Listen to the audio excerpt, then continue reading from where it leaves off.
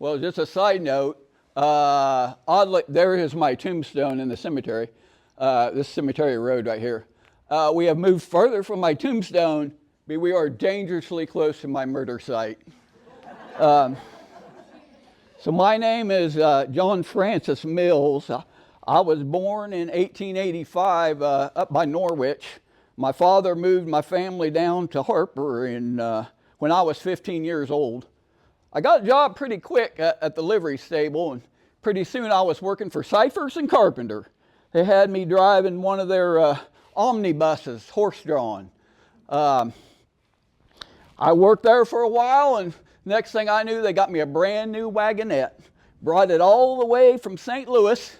Believe it or not, folks, it can carry 10 people at one time. And it was much lighter and easier to pull for my horses.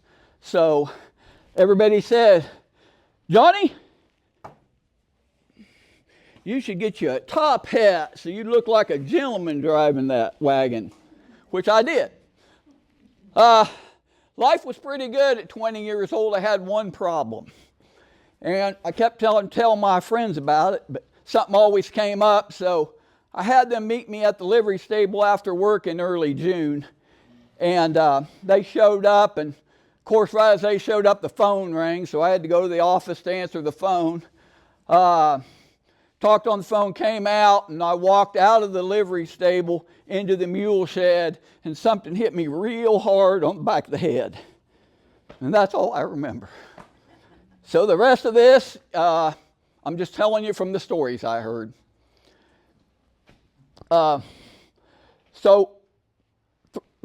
Just before I got hit, I yelled out, and my friends heard that. They said, sounds like somebody's getting beat to death. And that was Frank Hicks said that. And then Ed Backus said, that sounds like Johnny. So they got a lantern together and worked their way out to the mule shed. And there I was, face down in a pile of manure, back of my head caved in, and my lifeblood oozing out of my head. Well, they picked me up and dragged me into the livery stable. And then they called the doctor, but in 15 minutes, I was dead.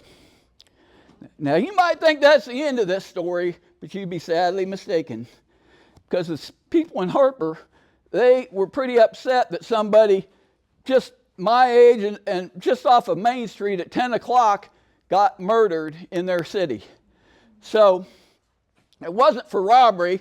I was a poor man. I never had much money on me. No, this act of the brutalness was a personal attack. Early the next morning, they started looking for clues, and they didn't walk too far from the barn when they found a set of muddy overshoes. And they matched those prints with prints in the mule barn, and they figured out they left them there so the bloodhounds couldn't follow the scent. And then the murder weapon was found in a potato patch, also not very far from the back of the barn. It was a yoke from a buggy wagon yoke. It was broken, had blood and hair on it. So,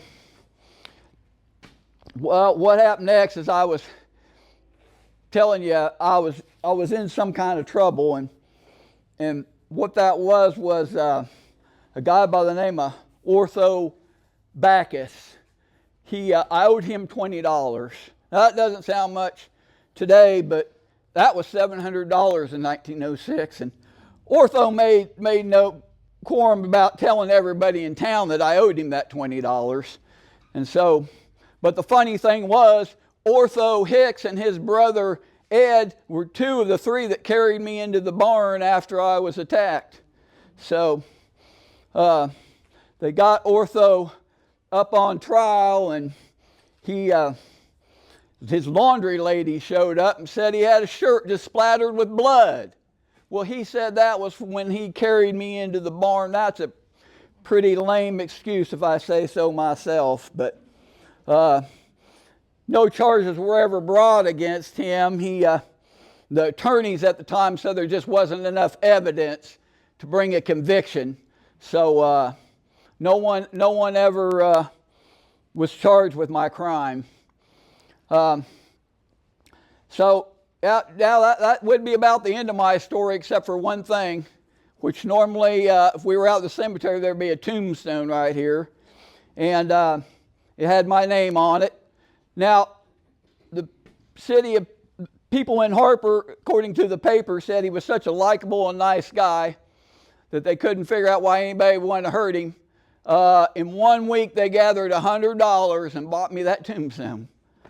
And the paper said about me, said that what a likable and respectable man. And that's my story. Thank you.